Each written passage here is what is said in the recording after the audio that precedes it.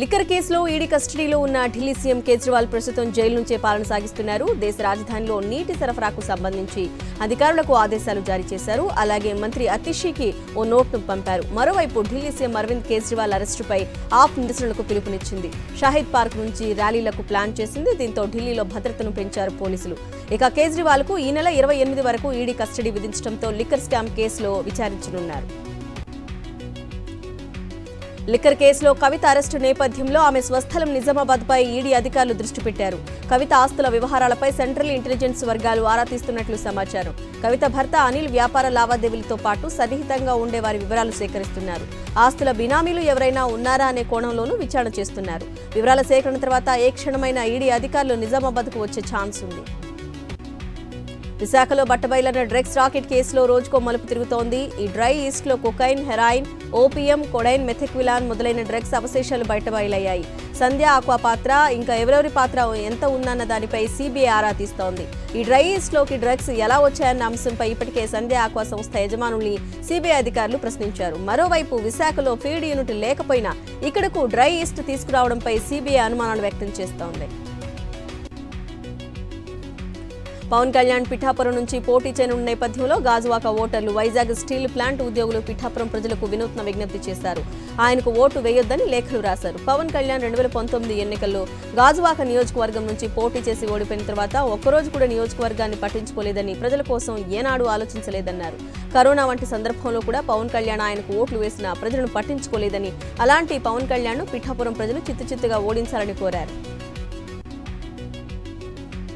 Vijayawada west ticket కోసం పోతిన మహేష్ పట్టు వేయడం లేదు. తాజాగా పవన్ కళ్యాణ్ అల్టిమేటం జారీ చేశారు. విజయవాడ వెస్ట్ నియోజకవర్గం టికెట్ తనకే కేటాయించాలని, లేదంటే రెబల్ గా బరిలోకి దిగుతానంటున్నారు. సొంత పార్టీ నేతలు ఇతరులను ఇబ్బంది పెట్టారంటూ ఆయన అసహనం వ్యక్తం చేశారు. విశాఖ జిల్లా భీమిలి జనసేనలో టికెట్ల రచ్చ కొనసాగుతోంది. భీమిలి అసెంబ్లీ స్థానం గంటా శ్రీనివాసరావుకు ఇస్తారనే ప్రచారం నేపథ్యంలో స్థానిక నేతలంతా సమావేశమయ్యారు. మన భీమిలి మన సంధి పేరుతో ఆందోళన చేశారు. భీమిలి అసెంబ్లీ సీటు జనసేనకే కేటాయించాలని జనసేన నాయకులు డిమాండ్ చేశారు. గత 5 ఏళ్ల నుంచి జనసేన కష్టపడి పనిచేస్తోందని, భీమిలి సీటు స్థానికులకే ఇవ్వాలని కోరుతున్నారు. దోపిడీదారులకు భీమిలి సీటు ఇవ్వడం వలన నిజమైన నాయకులకు అన్యాయం జరుగుతుందన్నారు. టీడీపీ, జనసేన, బీజేపీ కూటమిలో టికెట్ల పంచాయతీ కొనసాగుతోంది. టికెట్ దక్కిందని సంబరపడుతున్న అభ్యర్థులకు షాక్ ఇచ్చారు చంద్రబాబు. 25 రోజుల్లో పనితీరుపై మళ్లీ అంచనాలు వేస్తారని, సర్వేలో అనుకూలంగా రాకపోతే పార్టీ ఆఫీస్ నుంచి ఫోన్లు వస్తాయని వార్నింగ్ ఇచ్చారు. అయితే బాబు వ్యాఖ్యలతో అభ్యర్థుల్లో కలవరం మొదలైంది. టీడీపీలో కోట్లకు సీట్ల వ్యవహారం దుమారం రేపుతోంది. 15 కోట్లు చెల్లించిన వారికే కొవ్వూరు సీటు ఇచ్చేశారంటూ ఓ ఆడియో సోషల్ మీడియాలో వైరల్ అవుతోంది. 10 కోట్లకు టికెట్ ఇస్తామని చెప్పి మోసం చేశారని స్థానిక టీడీపీ నేతలే చెప్తున్నారు. అయితే 15 కోట్లకు వేరే అభ్యర్థికి టికెట్ ఇచ్చేశారంటూ ఓ మహిళకు టీడీపీ నేత చెప్పిన ఆడియో వెలుగులోకి వచ్చింది. డబ్బు సంచులకే చంద్రబాబు ప్రాధాన్యత ఇస్తున్నారంటూ విమర్శలు వెల్లువెత్తుతున్నాయి. ఎట్టకేలకు ఏపీ బీజేపీ అభ్యర్థుల జాబితా రెడీ అయింది. శనివారం రాత్రి ప్రధాని మోదీ అధ్యక్షతన భేటీ అయిన పార్లమెంటరీ బోర్డు 6 లోక్సభ, 10 అసెంబ్లీ స్థానాలకు అధిష్టానం అభ్యర్థులను ఖరారు చేసినట్లు సమాచారం. ఈ రోజు మరోసారి సమావేశమై సాయంత్రానికి లిస్టును విడుదల చేసే అవకాశం ఉన్నట్లు తెలుస్తోంది. అనకాపల్లి ఎంపీ స్థానానికి సీఎం రమేష్, అరకు కొత్తపల్లి గీత, రాజమండ్రి పురంధేశ్వరి, రాజంపేటకు కిరణ్ కుమార్ రెడ్డి పేర్లు ఖరారు చేసినట్లు సమాచారం. కమలనాథుల ఆపరేషన్ తెలంగాణలో కొనసాగుతోంది. నాంపల్లిలోని బీజేపీ ఆఫీసులో ఆ పార్టీ అగ్రనేతలు సమావేశమయ్యారు. ఒక్కో అభ్యర్థితో విడివిడిగా బన్సల్ తరుణ్ చుగ్ భేటీ అయ్యారు. లోక్సభ సెగ్మెంట్లో పరిస్థితుల ప్రచారంపై ఆరా తీస్తున్నట్లు సమాచారం. అలాగే అసంతృప్త నేతలను బుజ్జగించాలంటూ సూచనలు చేశారు. ఎట్టి పరిస్థితుల్లోనూ మెజారిటీ సీట్లను కైవసం చేసుకోవాలని దిశానిర్దేశం చేశారు. ఫోర్జరీ సంతకాలు, తప్పుడు జీపీఏలతో 450 కోట్ల రూపాయల మోసానికి పాల్పడ్డారు రాజ్యసభ సభ్యుడు సీఎం రమేష్.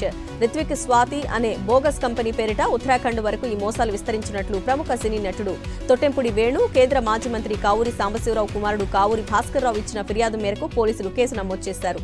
జూబ్లీహిల్స్ లో నమోదైన ఈ కేసును సెంట్రల్ క్రైమ్ స్టేషన్ కి బదిలీ చేశారు అధికారులు. దర్యాప్తులో భాగంగా సీఎం రమేష్ మోసాలపై బాధితులు ఇప్పటికే ఆధారాలు అందజేశారు.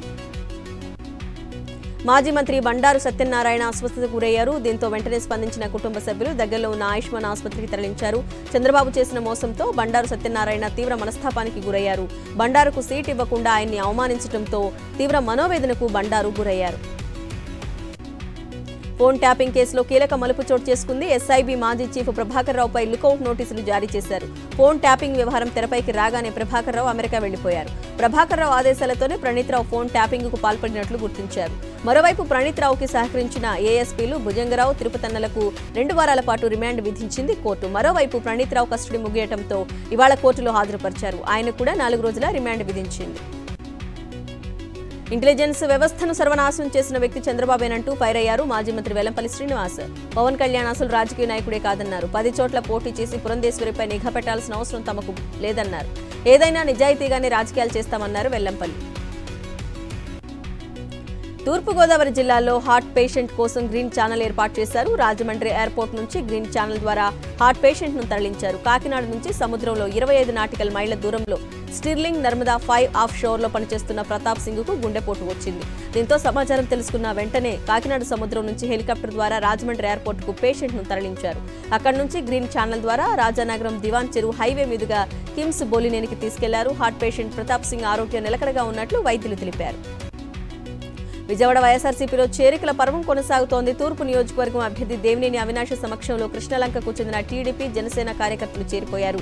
యువత అంతా జగన్ వైపే ఉందన్నారు దేవినేని అవినాష్. అమ్మ ఒడి, విద్యా దీవెన, వసతి దీవెనతో విద్యార్థుల భవిష్యత్తుకు పునాదులు వేశారని ఆయన గుర్తు చేశారు. గ్రామ సచివాలయాల ద్వారా యువతకు ఉపాధి కల్పించిన ఘనత జగన్మోహన్ రెడ్డి ప్రభుత్వానికే దక్కుతుందన్నారు దేవినేని అవినాష్.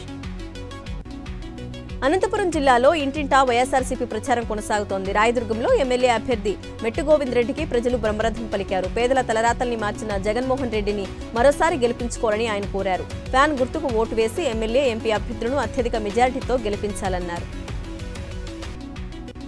నెల్లూరు జిల్లా ఉదయగిరిలో వైఎస్ఆర్సీపీ ఆఫీసును ప్రారంభించారు. ఎమ్మెల్యే అభ్యర్థి మేకపాటి రాజగోపాల్ రెడ్డి వైఎస్ఆర్సీపీ గెలుపు కోసం ప్రతి ఒక్కరూ సమిష్టిగా కృషి చేయాలని ఆయన సూచించారు. ఉదయగిరి పట్టణంలో పలు ప్రాంతాల్లో ఇంటింటి ప్రచారం నిర్వహించారు మేకపాటి రాజగోపాల్ రెడ్డి. బాపట్లలో ఎన్నికల సిబ్బంది వివక్ష చూపుతోందన్నారు వైఎస్ఆర్సీపీ నేతలు. టీడీపీ, కాంగ్రెస్ నేతలు కోడ్ ఉల్లంఘించినా పట్టించుకోవటం లేదన్నారు. బల్లికురువ మండలం కొమ్మినేని వారి పాలెంతో పాటు పలు గ్రామాల్లో మొద్దు నిద్ర వీడడం లేదు, అధికారులు ఏకపక్షంగా వ్యవహరిస్తున్నారంటూ వైఎస్ఆర్సీపీ లీడర్లు మండిపడ్డారు. ఎలక్షన్ కోడ్ వచ్చి 10 రోజులైనా ఎవరూ పట్టించుకోవటం లేదంటూ ఫైర్ అయ్యారు. నిజామాబాద్ జిల్లా రైతులు రౌడెక్కారు. కమ్మర్పల్లి మండలం కోన్ సముద్రం సొసైటీకి తాళమేసి నిరసన చేపట్టారు. సొసైటీలో ₹1 వరకు అక్రమాలు జరిగినట్లు ఆరోపించారు రైతులు. లెక్కలు అడిగితే చైర్మన్ పొంతనలేని సమాధానం చెప్తున్నారని ఫైర్ అయ్యారు. సత్యసాయి జిల్లా కొత్త చెరువులో చికెన్ వ్యాపారి కిడ్నాప్ కేసును గంట వ్యవధిలోనే ఛేదించారు పోలీసులు. కొత్త చెరువుకు చెందిన ఉప్పు చలపతి అనే చికెన్ వ్యాపారి కిడ్నాప్ కలకలం రేపింది. ఇవాళ తెల్లవారుజామున కిడ్నాప్ చేశారు. 4 గంటల సమయంలో ఇంటి నుంచి బయటకు వచ్చిన చలపతి బైక్పై షాపుకు బయలుదేరారు. 2 కార్లలో వచ్చిన 8 మంది కిడ్నాప్ చేసినట్లు ఆయన భార్య తెలిపారు. సీసీటీవీ ఫుటేజ్ ద్వారా బుక్కపట్నం వైపు తీసుకెళ్లినట్లు గుర్తించిన పోలీసులు ప్రత్యేక బృందాలను రంగంలోకి దింపారు. కిడ్నాపర్ల వాహనాలను చేసి పట్టుకున్న పోలీసులు కుటుంబ కలహాల కారణంగానే బావమర్ది, సమీప బంధువులే చలపతిని కిడ్నాప్ చేసినట్లు గుర్తించారు. కరీంనగర్ జిల్లాలోని ఎల్ఎండి డ్యాంను పరిశీలించారు బీఆర్ఎస్ ఎమ్మెల్యే గంగుల కమలాకర్, మాజీ ఎంపీ వినోద్ కుమార్. కరీంనగర్తో పాటు చుట్టుపక్కల గ్రామాలు నేడు నీళ్లు లేక అల్లాడిపోతున్నాయని బీఆర్ఎస్ లీడర్లు వాపోయారు. మిడ్ మానేర్ ద్వారా ఇచ్చే 1.5 టీఎంసీల నీళ్లతో ప్రయోజనం లేదన్నారు గంగుల.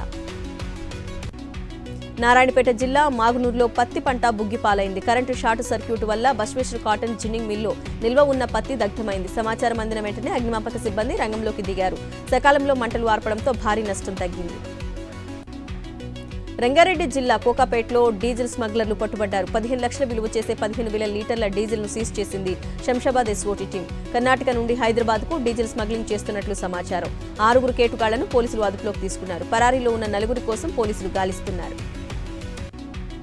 వరంగల్ జిల్లా మైసంపల్లిలో అనుమానాస్పద స్థితిలో ఓ వివాహిత మృతి చెందింది. పరీక్షల కోసం ఆన్లైన్ కోచింగ్ తీసుకుంటున్న సుప్రియ మరణం కలకలం రేపుతోంది.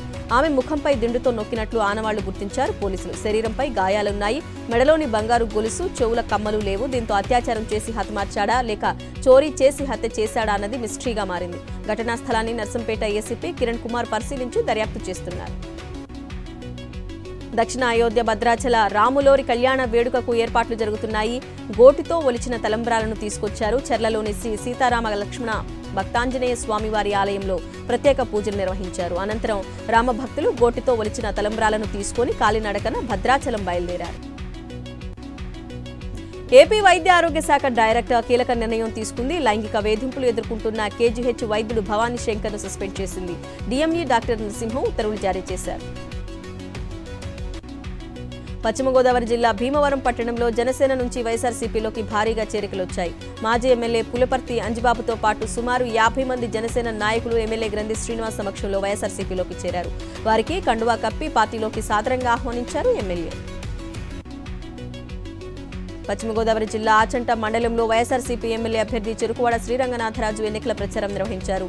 ఇంటింటికి వెళ్లి వైఎస్ఆర్సీపీ ప్రభుత్వం అందిస్తున్న పథకాలను వివరిస్తూ వచ్చే ఎన్నికల్లో ఓటేసి భారీ మెజారిటీతో గెలిపించాలని కోరారు.